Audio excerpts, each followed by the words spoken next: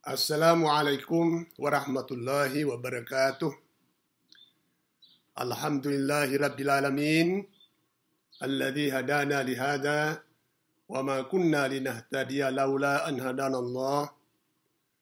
Wassalatu wassalamu ala Rasulillah Muhammad bin Abdillah wa ala alihi wa sahbihi wa man wala. Amma ba'du.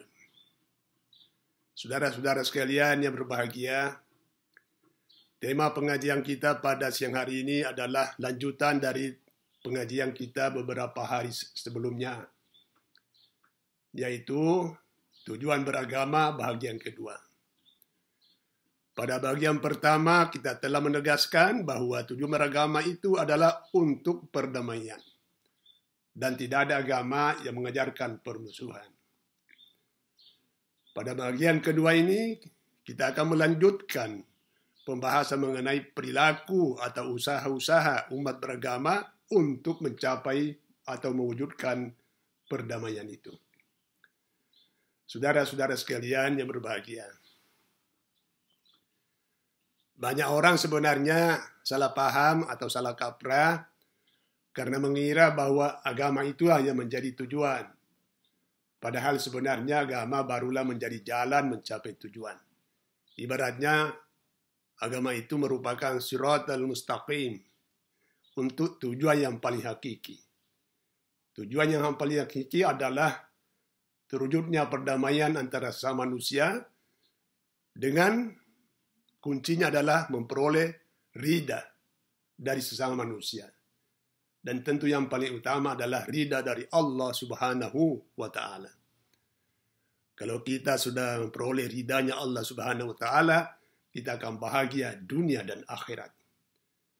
Dan kalau kita memperoleh ridhanya sesama manusia, kita akan bisa membangun peradaban yang harmonis, maju, bermartabat. Saudara-saudara sekalian, kita ini memang dalam berbagai hal tentu berbeda. Berbeda dari segi akidah, berbeda dari segi ibadah, dan hal-hal lain. Umat Islam beribadah di masjid, Kristen beribadah di gereja, Hindu beribadah di pura, dan Buddha beribadah di wihara, Konghucu beribadah di lenteng. Nah, meskipun begitu, dalam kehidupan duniawi kita selalu bersama-sama. Misalnya dalam sentra-sentra bisnis ekonomi, kita sama-sama di sana. Ke pasar, ke mall, dan sebagainya.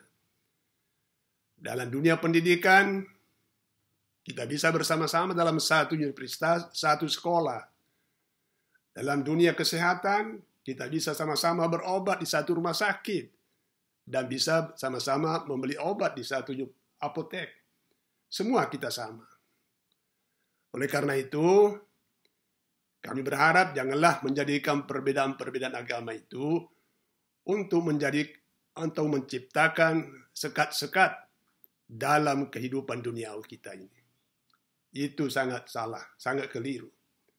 Saudara-saudara sekalian, dalam Al-Quran, barangkali Bapak dan saudara-saudara sudah paham, ayat berbunyi, wa ta'awanu 'alal birri wat taqwa wa la ta'awanu 'alal itsmi wal 'udwan. Itu firman Allah. Tuhan meminta kita untuk saling tolong-menolong dalam kebajikan dan ketakwaan. Dan kita dilarang untuk tolong-menolong dalam dosa dan permusuhan. Di sini Allah Subhanahu wa Ta'ala mempertentangkan antara takwa dan permusuhan. Dua hal yang sangat berbeda. Artinya, salah satu ciri orang yang bertakwa ialah apabila aktif atau sudah terbiasa menjalin persahabatan dengan sesama manusia. Persahabatan internal sesama agama. Dan persahabatan-persahabatan lintas agama, lintas budaya. Itu adalah bahagian dari ketakwaan yang paling tinggi, paling hakiki di sisi Allah Subhanahu wa Ta'ala. Untuk itu, dalam membangun peradaban ini kita harus saling menghargai. saling menghormati satu sama lain. Tidak ada istilah saling menista, saling merendahkan. Nah, dalam salah satu kisah Rasulullah Sallallahu Alaihi Wasallam, seperti yang telah dinukilkan oleh penafsir tafsir Al-Qurtubi, di situ dikatakan bahwa Rasulullah Sallallahu Alaihi Wasallam pernah menerima tamu dari Kristen Najran sebanyak 60 orang. Ya, karena rumah beliau agak sempit, maka beliau menerimanya di Masjid Nabawi, Masjidil Haram An-Nabawi yang beliau telah bangun sendiri. Berhari-hari di sana berdiskusi soal agama, tapi tidak ada saling menista, tidak ada saling merendahkan. Bahkan ketika tamunya yang beragama Kristen itu ingin beribadah, Rasulullah Sallallahu Alaihi Wasallam membolehkan mereka beribadah dalam Masjid Nabawi. Kisah tersebut memperjelas bahwa kalau ada pendapat masjid tidak boleh dimasuki oleh non-muslim atau agama lain, itu salah. Karena terbukti pernah terjadi di zaman Rasulullah, Kristen Najran masuk dalam masjid, diterima bertamu. Kalau ada pendapat bahwa non-muslim, agama lain tidak boleh beribadah dalam masjid, itu juga salah. Karena terbukti Nabi pernah mengizinkan Kristen Najran beribadah dalam masjid itu. Tentu dengan catatan bahwa dalam keadaan darurat. Ya, darurat. Saudara-saudara sekalian. Perilaku Rasulullah Sallallahu Alaihi Wasallam yang memberi penghargaan dan penghormatan kepada sesama manusia meskipun berbeda agama, semestinya itu menjadi teladan kita. Kita praktekkan, kita implementasikan dalam kehidupan duniawi sekarang ini untuk membangun peradaban baru. Peradaban yang penuh persahabatan. Peradaban kita sekarang, kita sampai pada tingkat peradaban, istilahnya peradaban yang penuh kemitraan, persahabatan, partnership, atau mutual cooperation. Nah, tidak ada bangsa yang bisa maju tanpa kerjasama dengan bangsa-bangsa lain. Itu yang terjadi sekarang. Peradaban kita sekarang sangat berbeda dengan peradaban masa lalu. Katakanlah peradaban zaman klasik atau zaman pertengahan atau zaman sebelum zaman modern. Di zaman itu, agama telah menjadi kendaraan untuk bermusuhan satu sama lain. Agama apa saja yang besar dan mayoritas dan menjadi perkasa, itu dengan mudahnya menaklukkan bangsa atau agama-agama lain di sekitarnya. Sehingga menimbulkan perbudakan yang membawa penderitaan berabad-abad. Misalnya saja bangsa Romawi pernah menjajah seluruh negeri-negeri sekitarnya termasuk negeri Arab. Ya, atas nama agamanya. Dan ketika bangsa Arab menjadi kuat, setelah datangnya Islam, merasa kuat juga, maka mereka menaklukkan Afrika Utara, kemudian menyeberang ke Eropa, menaklukkan Spanyol, menguasai Spanyol itu selama kurang lebih 700 tahun lamanya. Nantilah pada suatu saat umat Kristen di Eropa bersatu untuk memerdekakan negerinya dari pendudukan Muslim Arab tersebut. Itu masa lalu, saudara-saudara. Kemudian juga kita masih ingat bagaimana bangsa Turki yang perkasa itu, Turki Muslim, menaklukkan Bizantin dan mengambil alih wilayah Bizantin, suatu kerajaan Kristen Romawi terbesar kedua di Eropa. Dan wilayah yang dijadikan menjadi wilayah Turki modern Anatolia sekarang. Saudara-saudara sekalian. Kita juga pernah membaca bagaimana kisah pahit terjadinya perang salib antara Muslim dan Kristen Eropa. Di sana terjadi kebanggaan, keperkasaan, bercampur dengan kesedihan, bercampur dengan penderitaan bagi mereka yang kalah. Sampai sekarang ini, sisa-sisa kebencian dan kedengkian yang dilahirkan oleh perang salib itu tentu masih ada. Dan mudah-mudahan tidak pernah terulang lagi, saudara-saudara sekalian.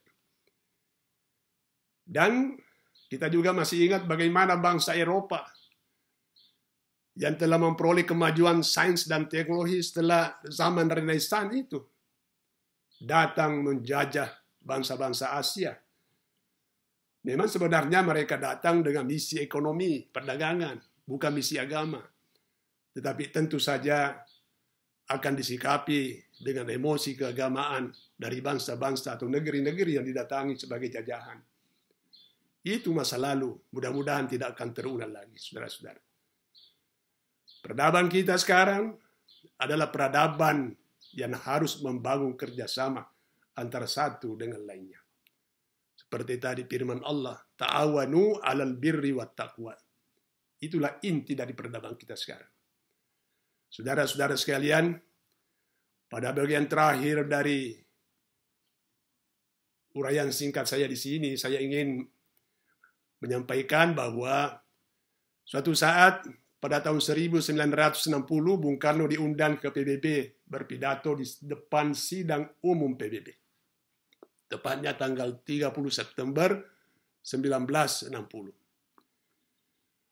Di sana beliau berpidato menyampaikan harapannya kepada badan dunia tersebut, PBB itu, agar memperlakukan segenap bangsa-bangsa yang berbeda agama, negeri-negeri yang berbeda budaya, memperlakukan sama, adil.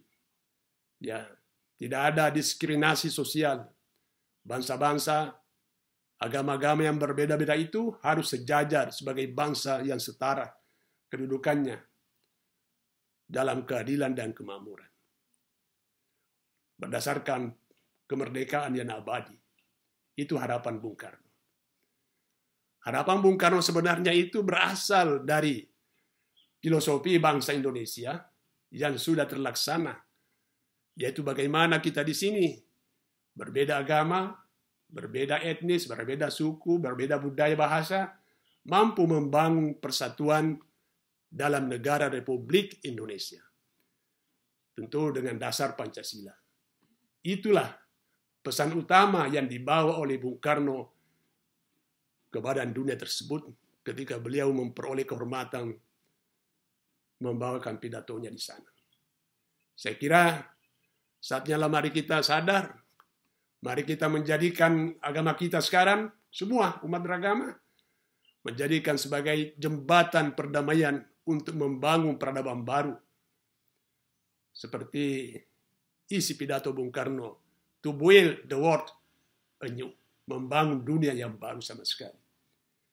Jangan kita menjadikan agama kita sebagai kendaraan untuk berperang, kendaraan untuk saling bermusuhan. Itu adalah zaman-zaman lalu, sudah harus kita tinggalkan. Saudara-saudara sekalian, saya kira demikian apa yang saya ingin sampaikan pada kajian singkat ini. Wabillahi taufiq wal hidayah. Assalamualaikum warahmatullahi wabarakatuh.